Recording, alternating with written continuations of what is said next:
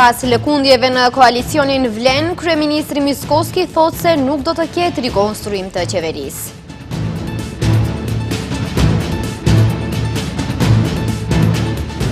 Arben Taravari ka deklaruar se i dëshiron suksese Vlenit nëse shkrihen në një parti të vetme.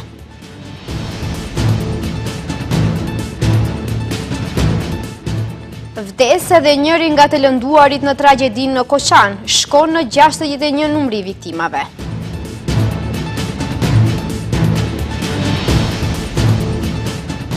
Nga aksidenti djeshëm në Patishkarek, humbi jetën një vajzë 4 vjeçare.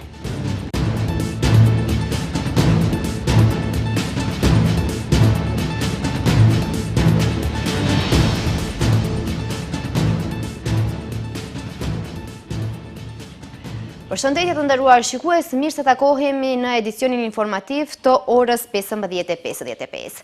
Pas paralajmërimeve të Arben Taravarit se mund të dalë nga koalicioni Vlen, kryeministri Kristian Mickoski dhe zëvendës kryeministri Izet Megjiti kanë dalë me deklarata të ndryshme rreth rikonstruimit të qeverisë. Kryeministri këmbgul se marrëdhëniet mes partnerëve të koalicionit qeverisës janë të shkëlqyera dhe se nuk do të ketë rikonstruim të qeverisë, ndërsa Megjiti nuk e përjashtoi mundësinë duke thënë se teoretikisht duhet të ketë rikonstruim. Paralajmërimet e Arben Taravarit, njërit nga partnerët e Vlenit, se në zgjedhjet lokale do të dalë me listat e veçanta për këshilltar komunash, ndërsa për kryetar është duke menduar nëse do të shkojë me Vlenin ose me ndonjë parti tjetër, kanë hapur dilemën e daljes së tij nga qeveria, e nëse Taravari del nga qeveria pason rikonstruimi i qeverisë. Rreth mundësisë së rikonstruimit të qeverisë janë prononcuar sot me deklarata të ndryshme dhe të shkurta kryeministri Kristian Mickoski dhe zëvendës kryeministri Izet Megjiti. Kryeministri këmbgul se marrëdhëniet mes partnerëve të koalicionit qeverisës janë të shkëlqyera dhe se nuk do të ketë rikonstruim të qeverisë. Ne, koalicijski odlični. E për dallim nga Mickoski, zëvendës kryeministri Izet Megjiti nuk e përjashtoi mundësinë, duke thënë se teoretikisht duhet të ketë rikonstruim. Teoretski da, që procenime, koje se argumentit e prej kotre i që... Ndryshe, kreju i ASH-s Arben Taravari, pas kuvendit të partisë që ka mbajtur të dielën në Kostivar, tha se kuvendi qendror e ka angazhuar këshillin drejtues, kryesinë e ngushtë të partisë, që të tenton edhe më tutjeqe me Vlenin të gjejnë gjuhë të përbashkët për të dalë në zgjedhje së bashku. Arben Taravari bashkë me krahun e tij të ASH-s po bëhet gati të dalë nga koalicioni Vlen, ndërsa Vlen po mendon që të shkrihet në një parti. Izet Megjiti nga LD tha se brenda disa ditëve do të shkrihen në një parti të vetme, ndërsa Taravari tha se u dëshiron sukses. Thonë se ata nuk kanë marrë një ftesë të tillë dhe nëse marrin do ta shqyrtojnë atë mundësi.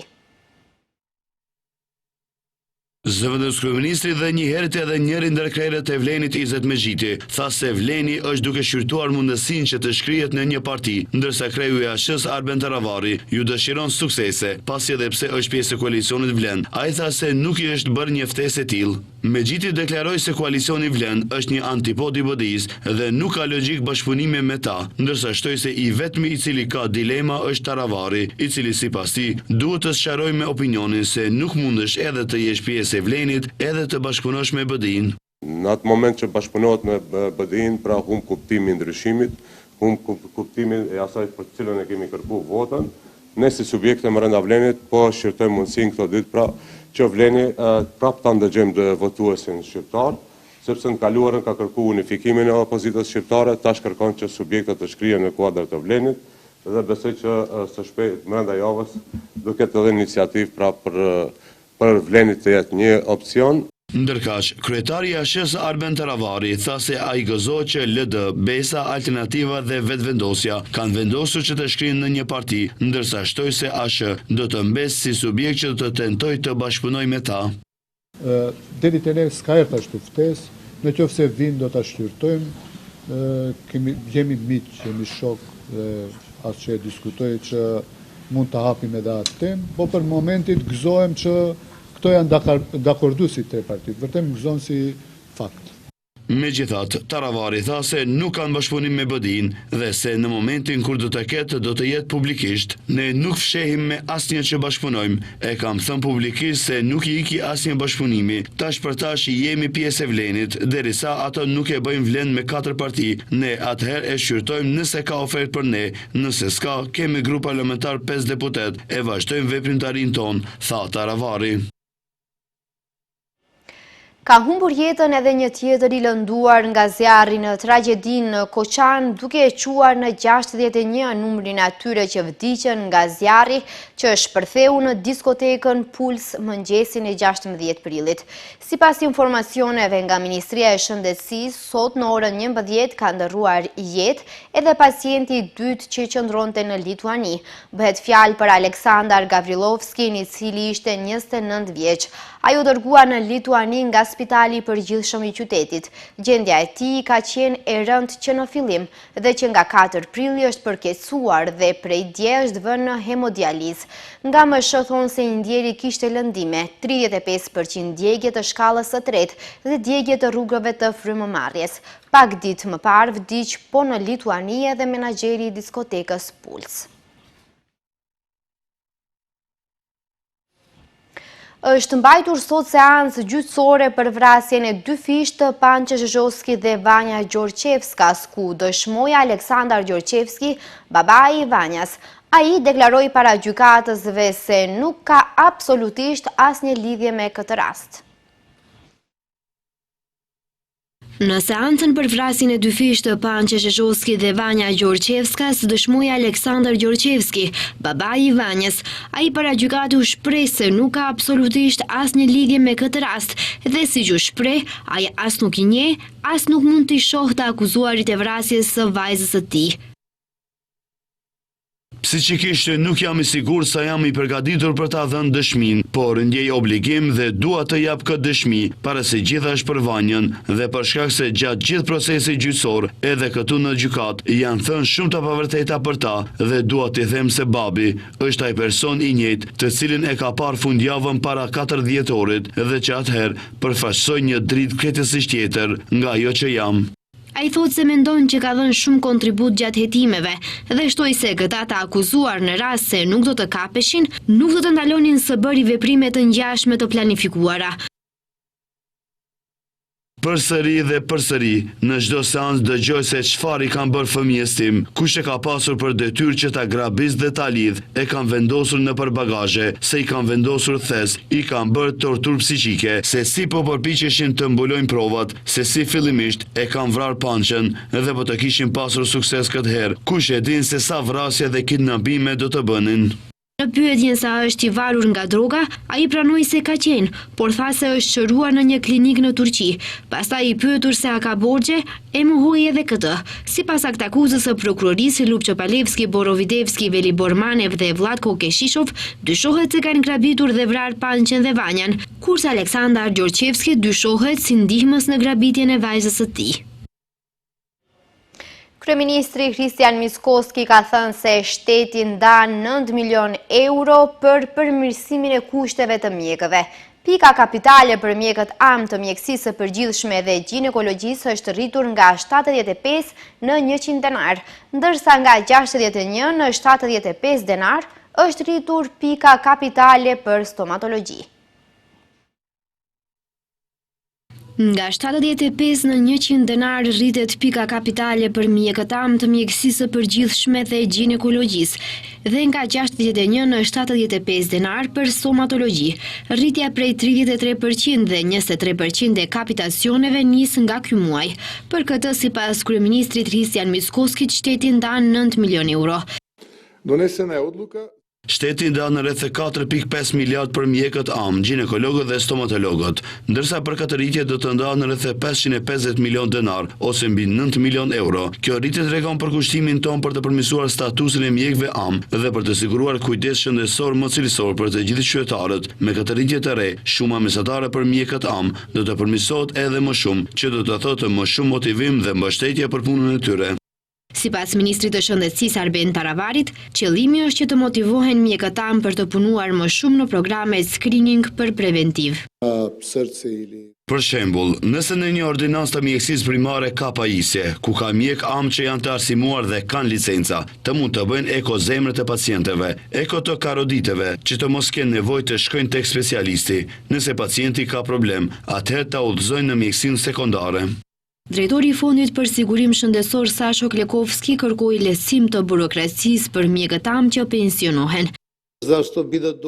Na pret një valë pensionimit të mjekëve am dhe ka shumë probleme administrative gjatë transferit të ordinancës kur ata pensionohen. Duhet të kemi lehtësim të burokracisë për transfer të këtyre mjekëve të cilët fillojnë me punë. Duhet të shohim gjithashtu se si mund të përmirësohet specializimi i mjekësisë familjare me përgjegjësi shtesë në mënyrë që të ketë një dallim thelbësor me mjekët të përgjithshëm. Klekovski gjithashtu tha se duhet të kaluar imazhi i mjekësisë primare sa ato janë vetëm administrator, shkruajtës resetash dhe udhëzimesh.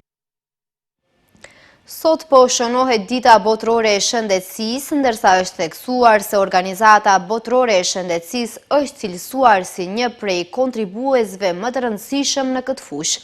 Përfaqësuesi i organizatës botërore të shëndetësisë Akim Ali tha se RMV ka shënuar progres në fushën e mjekësisë. Ministria e Shëndetësisë punon vazhdimisht në ofrimin e shërbimeve cilësore për qytetarët e vendit, ka deklaruar Ministri i Shëndetësisë Arben Taravari në shënimin e ditës botërore të shëndetësisë. Ai tha se personeli mjekësor ka qenë vazhdimisht në shërbim aktiv të qytetarëve. Dita e 7 prillit e dini të gjithë është dita e shëndetësisë për arsye të ditës së themelimit të organizatës botërore të shëndetësisë në vitin 1948, kënaqësi që këtu e keni edhe drejtorin e organizatës botërore të shëndetësisë, i cili është një prej suporterëve kryesor, ndihmëse kryesor të Ministrisë së Shëndetësisë në të gjitha projektet, zoti Akim Ali dhe kryetarin e shoqatës së mjekëve të Maqedonisë. Përfaqësuesi i organizatës botërore të shëndetësisë Akim Ali tha se Republika e Maqedonisë së Veriut ka shënuar progres në fushën e mjekësisë, por theksoi se i duhet akoma punë për të zhvilluar edhe më shumë. Këtë vit jemi fokusuar tek shëndeti i nënave, shëndeti i foshnjave të posalindura, që është me rëndësi thelbësore për të ardhmen e vendit. Vërtet punë shumë të mirë kanë bërë mjekët tuaj dhe të gjithë punëtorët shëndetësor dhe Maqedonia e Veriut ka arritur shumë të zhvillohet, por ka akoma punë. Goran Dimitrov, kryetari i shoqatës së mjekëve, tha se qëllimet kryesore të shoqatës janë edukimi i vazhdueshëm i mjekëve dhe ruajtja e reputacionit të tyre. Komuniteti ynë, i cili numëron diku 7 deri në 8.000 mjekë medicinal, është vazhdimisht në rritje dhe në realizim të dy qëllimeve të shoqatës së mjekëve, të cilët janë organizimi i vazhdueshëm i edukimit mjekësor, sepse edukimi i mjekëve nuk përfundon me mbarimin e universitetit, si dhe ruajtja e reputacionit të mjekëve në vendin tonë. Për nder të 7 prillit ditës botërore të shëndetësisë, shoqata mjekësore e Maqedonisë së Veriut organizoi takim në të cilën mbajtën fjalime përfaqësues të ndryshëm të institucioneve shtetërore. Në aksidentin që ndodhi të dielën pasdite në afërsi të fshatit Patishkarek, humbi jetën një vajzë 4 vjeçare, ndërsa prindërit e saj dhe e motra u lënduan. Policia ka arrestuar shoferin që shkaktoi aksidentin. Bëhet fjalë për një 19 vjeçar nga fshati Studeniqan i Shkupit. Një vajzë 4 vjeçare ka vdekur, ndërsa 3 persona të tjerë pësuan lëndime të rënda trupore në aksidentin rrugor që ndodhi të dielën pasdite në një rrugë lokale mes fshatit Patishkarek dhe fshatit Osinçan, në rajonin e Shkupit. Shoferi i veturës Volkswagen Golf i moshës 19 vjeçare që shkaktoi aksidentin është privuar nga liria. MPB sqaron se në aksident lëndime të rënda trupore ka pësuar një pasagjere e mitur nga vetura Mercedes, e cila është dërguar në spitalin e përgjithshëm të qytetit Naumi Ohrit, ku ka ndëruar jetë. Mjeku ka konstatuar vdekjen, ndërsa me urdhër të prokurorit publik, trupi i të ndjerës është dërguar për autopsi. Lëndime trupore ka pësuar edhe shoferi me inicialet FA, pasagerja RA 24 vjeç dhe një pasagjere tjetër e mitur, të dyja nga Shkupi. Lëndimet e të cilave janë konstatuar në spitalin e përgjithshëm Shën Naumi Ohrit, si dhe shoferi me inicialet UO, i cili është trajtuar në kompleksin e klinikave Nëna Tereza. Policia ka gjobitur mbi 2550 persona pasi i kanë shkelur rregullat e qarkullimit rrugor. Pjesa më e madhe e gjobave, rreth 1100, janë për shkak të tejkalimit të shpejtësisë dhe parkimit të gabuar. Ministria e Punëve të Brendshme ka njoftuar se të premten dhe në ditët e fundjavës së kaluar, si rezultat i aktiviteteve, përkatësisht kontrolleve të trafikut të kryera nga punonjësit e policisë në rrugët në mbar vendin, janë lëshuar gjithsej 2553 urdhërpagesa, nga ku shumica prej tyre për shkelje të dispozitave të ligjit për siguri në komunikacionin rrugor. Pjesa më e madhe e gjobave është për shkak të tejkalimit të shpejtësisë dhe parkimit të gabuar.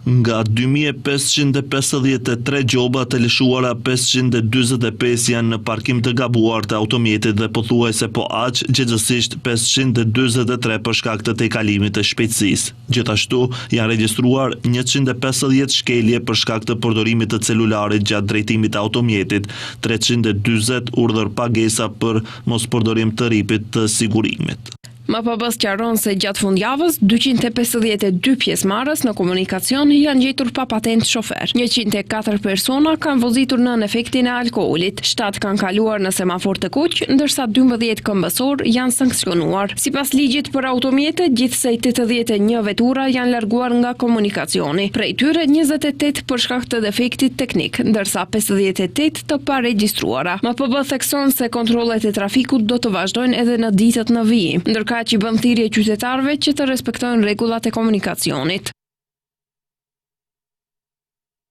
Shikues të nderuar, ky është e gjitha që kishim përgatitur për këtë edicion informativ. Ju falenderoj për vëmendjen dhe mirupafshim.